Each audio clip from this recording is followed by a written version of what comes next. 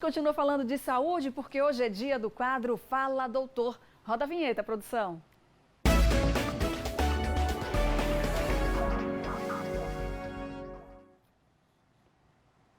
Nós estamos no inverno, estação marcada por temperaturas amenas e com frio, a disseminação de vírus causadores de doenças como resfriados e gripes ficam ainda mais. É isso, gente, né? Nessa época surgem, né, tanta virose, é tanto vírus respiratório, tantas doenças respiratórias que deixa a gente aí num sufoco.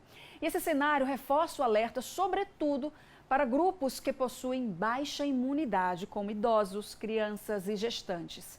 Para falar sobre o assunto, já está aqui no estúdio a médica pneumopediatra, falei certinho, a doutora Thalita Cerqueira. Muito bom dia, doutora Thalita. Seja bem-vinda aqui ao Balanço Geral para falar de um tema tão importante que nessa época a gente tem quase que diariamente trazido aqui o relato, né, de hospitais lotados, principalmente por hospitais com crianças, né, nesse período do ano, bem maior do que os últimos anos. A gente está batendo recorde aí de internamentos de crianças, então é preciso ficar muito atento aos sintomas. Bom dia, seja bem-vinda. Bom dia, obrigada, Aline.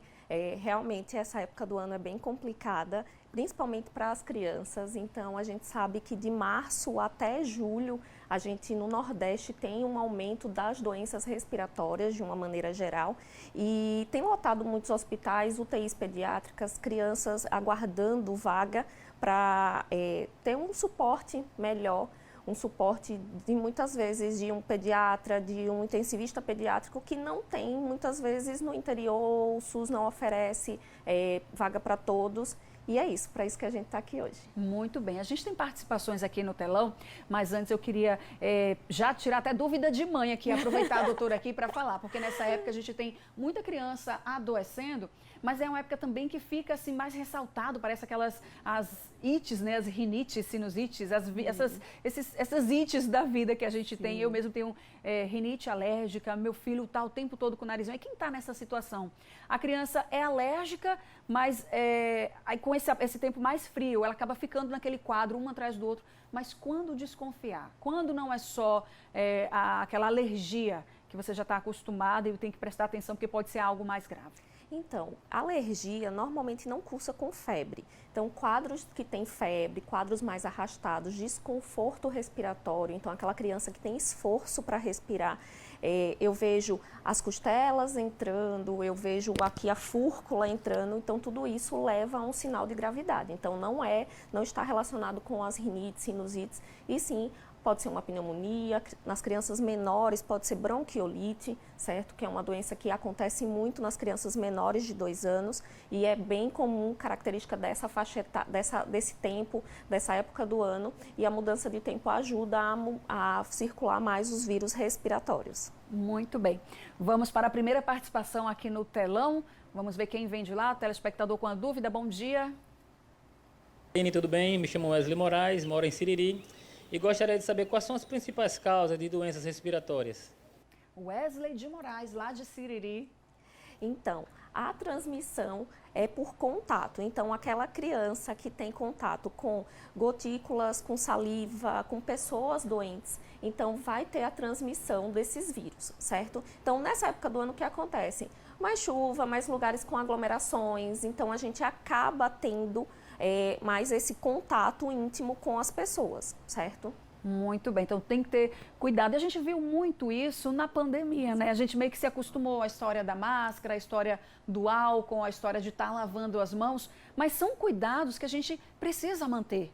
Isso, é o que a gente chama de higiene respiratória. Então, não mandar seu filho doente para a escola, para a colônia de férias. A gente sabe que agora as crianças nas férias reduziam um pouco mais a quantidade de doenças respiratórias, mas a gente sabe que mantendo a higiene respiratória diminui bastante. Foi o que aconteceu na pandemia. Na pandemia a gente teve uma redução dos casos de bronquiolites, pneumonias, justamente porque estavam todos isolados. Muito bem, vamos para mais uma participação aqui no telão. Participação do telespectador, bom dia. Bom dia, eu sou Rosivânia Santos de Assis, eu moro no Lamarão. Eu gostaria de saber quais são as formas de contágio das doenças respiratórias e também gostaria de saber como me prevenir visto que tem muita chuva, muita gente com contaminação, então eu tenho essa preocupação. Meio que a gente já estava falando sobre isso, né? A pergunta da Rosivânia. Exatamente. Então, os meios de contágio são esses de contato mesmo. Então, não estar doente e circular no trabalho, nas escolas, porque isso vai adoecer o outro. E lembrar que nem todo mundo tem a mesma saúde que você. Então, tem os pacientes que têm uma baixa imunidade, os idosos, as crianças, as pessoas com doenças crônicas que fazem uso de medicação tipo corticoide. Então, elas acabam tendo, às vezes, um resfriado para um, é uma coisa mais grave para o outro. Com certeza. E a gente tem mais uma participação aqui no telão. Vamos ver, bom dia. A respeito dessas vacinas, elas são eficazes mesmo? Quantos % de eficazes elas são? E elas protegem mesmo? E aí a gente entra naquele assunto da baixa cobertura vacinal, né? Uma realidade que não é só aqui de Aracaju, de Sergipe, é de todo o país. As pessoas parecem que não estão querendo mais tomar a vacina. A gente tem a vacina da influenza, tem a vacina da Covid, e influenza é o que chama bastante atenção, a baixa cobertura, e a pergunta dele vem falando sobre isso, a eficácia dessas vacinas. Veja, a vacina da influenza é uma vacina que a gente recebe anualmente, e ela é feita com as cepas dos vírus de influenza do ano anterior na América do Sul. Então, o que acontece é que essa eficácia pode estar comprometida em certa parte porque esse ano são novos vírus, mas ajuda bastante a prevenir os quadros gerais. Não quer dizer que vai tomar a vacina e não vai ter, justamente por quê? Porque é um vírus que sofre mutação constante. Mas, de fato, a gente tem tido uma baixa cobertura vacinal e isso influencia, sim, na gravidade dos quadros, porque não é só influenza, a gente tem vacina contra pneumococo, que é oferecido pelo SUS e também pela rede privada. Então, a gente tem tido casos de pneumonia por pneumococo, que são casos que são evitáveis. Então, tudo que é evitável, é triste ver crianças morrendo por conta disso, porque foi uma escolha da família não vacinar. Infelizmente, né, uma realidade. Você sabe que existe uma vacina que vai proteger você, seu filho, sua família, de determinada doença, e você escolhe não tomar essa vacina, não dá para o seu filho essa vacina, e a gente vê casos de morte de doenças que já não era mais para estar por aqui, porque a gente tem vacina para proteger. E é muito comum, quando a gente fala sobre gripe, doutora, essa fala de que, olha, não vou tomar não, porque eu tomei e fiquei gripado. Ano passado eu tomei e fiquei gripado. A minha vizinha tomou semana passada e agora está gripada. É muito comum, mas é como a senhora estava falando, né? O vírus, ele muta, ele tem mutações. Sim, e é justamente por isso que a vacina é anual. Então, e lembrem que vários vírus estão circulando. Então, não necessariamente essa gripe foi por influenza. Então, às vezes a gente pega um parainfluenza, um rinovírus, vacinou contra a influenza, mas ficou protegido contra a influenza. Não necessariamente eu não vou resfriar, na maioria das vezes, por esse vírus que eu fui vacinado. A melhor opção é vacinar, Sim, é tomar a vacina. E a gente vai para mais uma participação aqui no telão, vamos lá? Quando aparece o sintoma, a gente vai lá para o médico ou procura ir numa farmácia?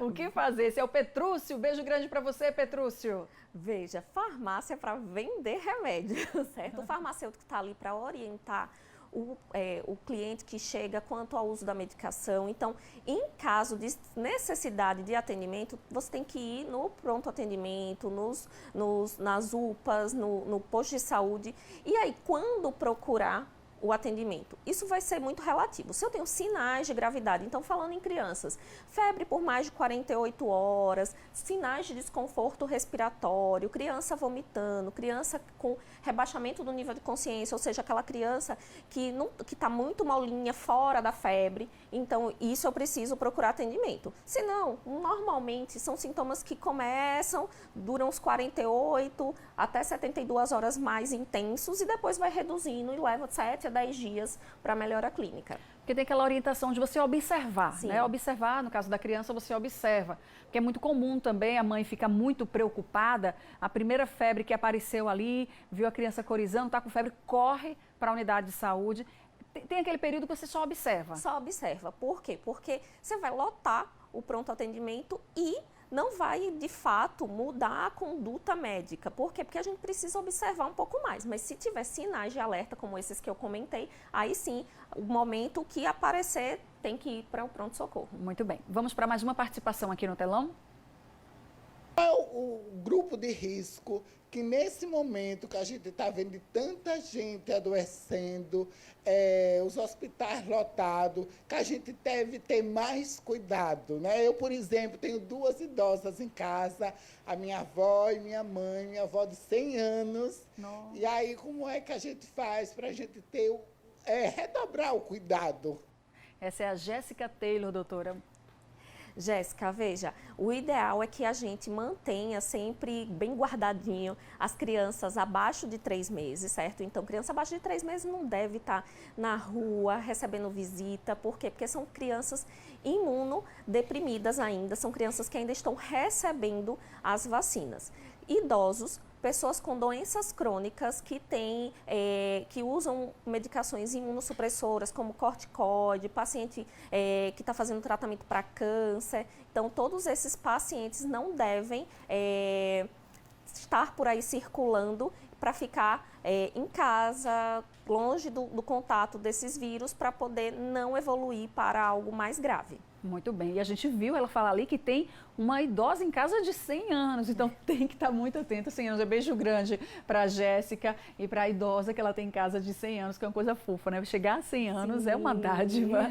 Vamos para o telão? Meu nome é Ariel Matos, eu sou de Aracaju e gostaria de saber se dor de ouvido tem alguma relação com as doenças respiratórias? Muito bem.